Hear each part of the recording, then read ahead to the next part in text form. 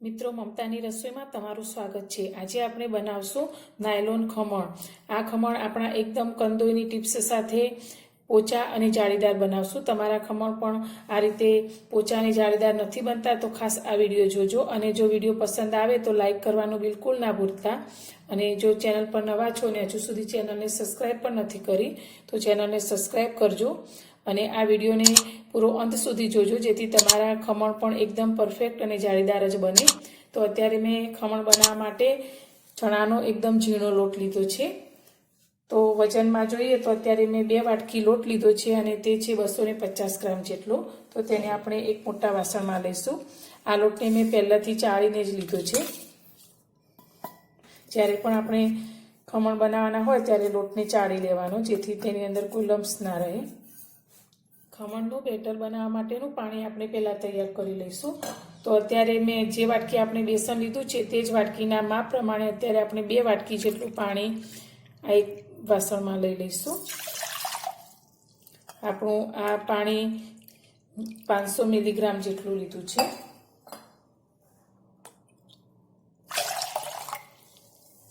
હવે તેની અંદર આપણે 1 ચમચી મીઠું એડ કરીશું અને સાથે આપણે અંદર ખાંડ એડ કરવાની છે। તો ખાંડ આપણે 3 ચમચી જેટલી લઈશું।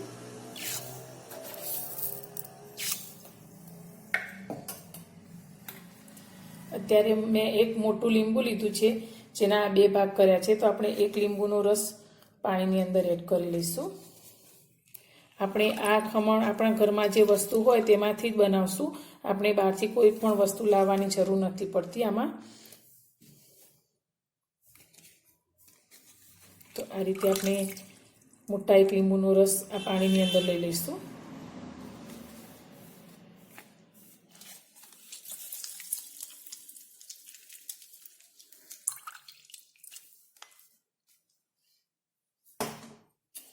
હવે આપણે આ પાણીને આ રીતે હલાવી અને ખાંડ ઓગળી જાય ત્યાં સુધી મિક્સ કરી લઈશું।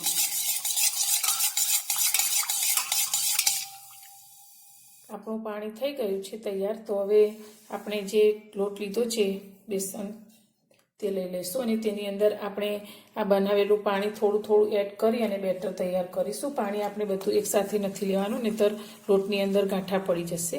તો આ રીતે આપણે થોડું થોડું એડ કરતા જઈશું અને હલાવતા જઈશું।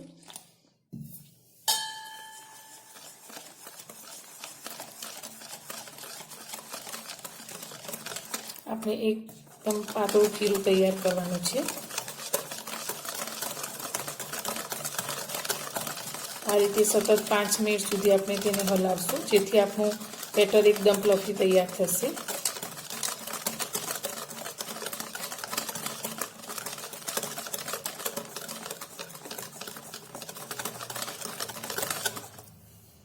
તો આપણે જેટલું પાણી તૈયાર કર્યું છે તે બધું જ એડ કરી દઈશું।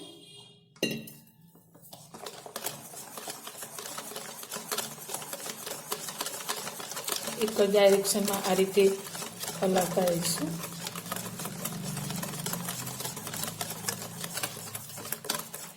સતત 5 મિનિટ આપણે આ બેટરને આ રીતે હલાવી લીધું છે। તો તમે જોઈ શકો છો એકદમ સરસ આપણું આ બેટર તૈયાર થયું છે। હવે આ ખમણ આપણા ખાતી વખતે ગળામાં ડચુરો ના રહે અને આપણા ખમણ એકદમ સરસ શાઇનિંગવાળા થાય તેના માટે 1 ચમચી જેટલું આપણે તેલ અંદર લઈ લઈશું અને ફરી તેને આપણે આ રીતે મિક્સ કરી અને હલાવશું। તો તમને ચમચામાં બતાવું તો તમે જોઈ શકો છો આટલું પાતળું આપણે બેટર તૈયાર કર્યું છે। તમે આ રીતે આપણે ચમચાની પાછળ જોઈએ તો આ રીતે લીટી પડી જાય તેટલું પાતળું આપણું આ ખમણનું બેટર આપણે તૈયાર કરીશું। હવે આ બેટરને આપણે 10 મિનિટ માટે રેસ્ટ આપીશું। ખમણની સ્ટીમ કરવા માટે અત્યારે આપણે આ રીતનું એક તપેલું લઈ લીધું છે। આજે આપણે કુકરનો ઉપયોગ કર્યા વગર જ આ ખમણને સ્ટીમ કરીશું। તો અત્યારે આ રીતનું એક તપેલું લીધું છે અને તેની અંદર આપણે 2 ગ્લાસ પાણી રેડી અને 1 ગોળ રીંગ મૂકી છે। તો હવે તેને આપણે ગેસ પર લઈ લઈશું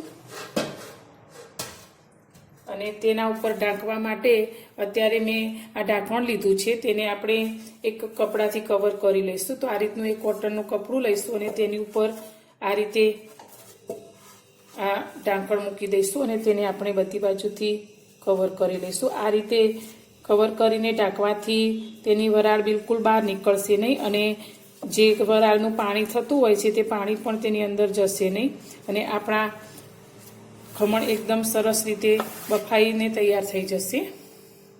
ખમણનું ખીરું પાથરવા માટે મેં અત્યારે આ રીતનો એક સ્ટીલનો ડબ્બો લીધો છે, જે આટલો પહોળો હોય તે રીતનું લેવાનો, જેથી આપણા ખમણ એકદમ સરસ રીતે ફૂલી જાય. તો અત્યારે આપણે આ રીતનો એક ડબ્બો લીધો છે, તેને આપણે તેલથી ગ્રીસ કરી લઈશું.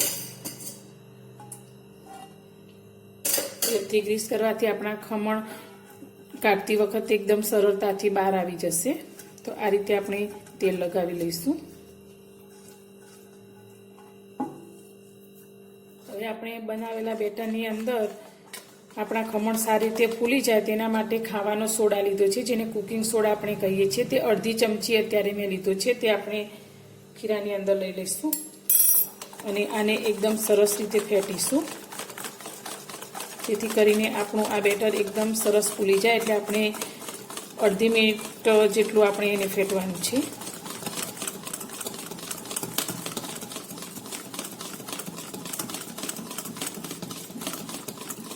તમે પણ આ રીતે ઘરે ખમણને ચોક્કસથી ટ્રાય કરજો અને તમારા ખમણ કેવા બને છે તે પણ મને કોમેન્ટમાં જણાવજો. આ રીતે ફેટ્યા પછી તરત જ આપણે જે વાસણને તેલથી ગ્રીસ કરીને રાખ્યું છે એની અંદર આ ખીરું લઈ લઈશું.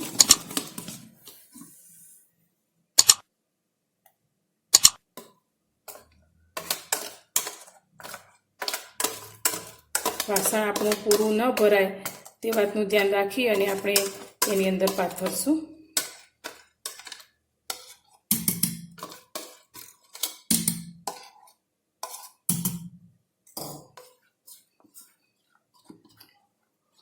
હવે આપણે જે પાણીને ઉકળવા મૂક્યું છે તેની અંદર ફટાફટ આ વાસણને મૂકી દઈશું.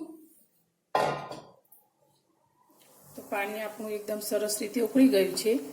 તો આ રીતે આપણે ડબ્બાને અંદર મૂકી દઈશું અને ગેસની ફ્લેમને આપણે એકદમ ફૂલ કરી દઈશું. અને ફૂલ ગેસની ફ્લેમ પર આ ખમણને આપણે 15 મિનિટ માટે સ્ટીમ કરવાના છે. પણ એક વાતનું ખાસ ધ્યાન રાખવાનું છે કે 15 મિનિટ ન થાય ત્યાં સુધી આપણે આ ઢાંકણને બિલકુલ ખોલવાનું નથી, વચ્ચે વારંવાર ચેક નથી કરવાનું. આ રીતે કરવાથી આપણું ખમણ ફૂલશે નહીં પણ નીચે બેસી જશે. તો 15 મિનિટ આપણે આ જ રીતે તેને બફાવા દઈશું અને પછી જ તેને ખોલીશું. 15 મિનિટ જેવું થઈ ગયું છે. હવે આપણે ખમણને જોઈ લઈશું.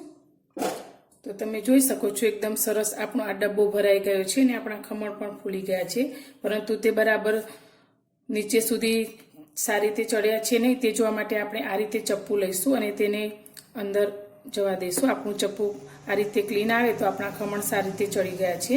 તો હવે તેને તપેલામાંથી બહાર કાઢી અને 10 મિનિટ માટે ઠંડા થવા દઈશું. આપણા ખમણ ઠંડા થાય છે ત્યાં સુધી આપણે ખમણમાં રેડવાનો વઘાર તૈયાર કરી લઈશું. તો તેના માટે મેં કડાઈમાં 3 ચમચી જેટલું તેલ લીધું છે. તો આપણે ગેસને ચાલુ કરી અને તેલને ગરમ કરીશું. આપણું તેલ ગરમ થાય એટલે પછી તેમાં આપણે 1 ચમચી જેટલી રાઈ એડ કરીશું.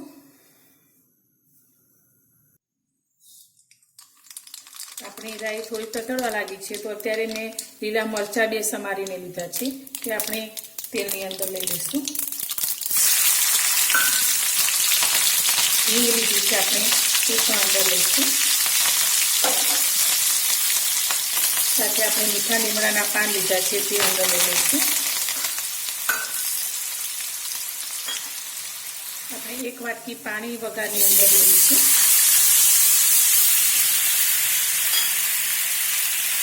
અત્યારે મેં 4 ચમચી જેટલી ખાંડ લીધી છે તે આપણે આ પાણીની અંદર લઈ લઈશું અને આ પાણીને આપણે 2 થી 3 મિનિટ માટે ઉકળવા દઈશું.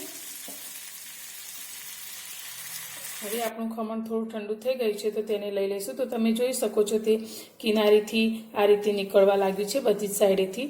તો હવે આપણે આ રીતે થોડું ઉપર નીચે કરીશું જેથી નીચેથી તે ઉખડવા લાગશે. હવે આપણે એક આ રીતની પ્લેટ લઈ અને તેને ઉપર આ રીતે ઊંધી કરી લઈશું અને ખમણને પ્લેટની અંદર લઈ લઈશું. તો તમે જોઈ શકો છો એકદમ સરસ રીતે આપણું ખમણ બહાર નીકળી ગયું છે.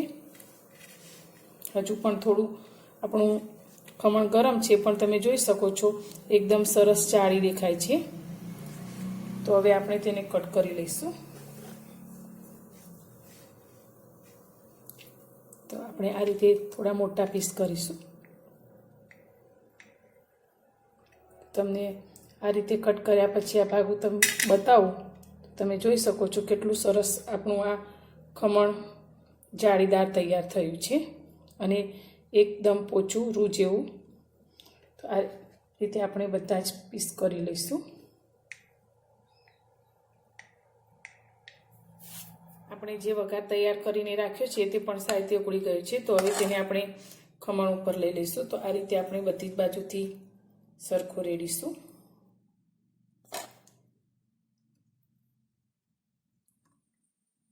તમે પણ આ રીતે ખમણ ઘરે ચોક્કસ ટ્રાય કરજો, એકદમ સરસ બનશે. એક જ વાતનું ખાસ ધ્યાન રાખવાનું છે, જ્યારે પણ આપણા ખમણ સ્ટીમ થાય ત્યારે 15 મિનિટ પહેલાં આપણે તેને બિલકુલ ખોલવાના નથી, તો જ આપણા ખમણ સારી રીતે ચડશે.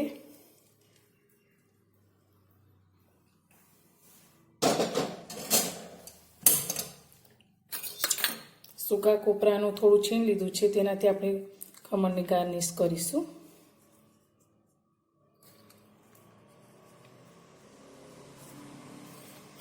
લીલી કોથમીર લીધી છે.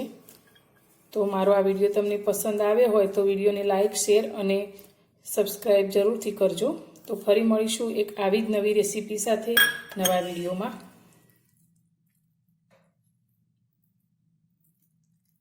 તમે જોઈ શકો છો એકદમ સરસ આપણું આ ખમણ તૈયાર થયું છે.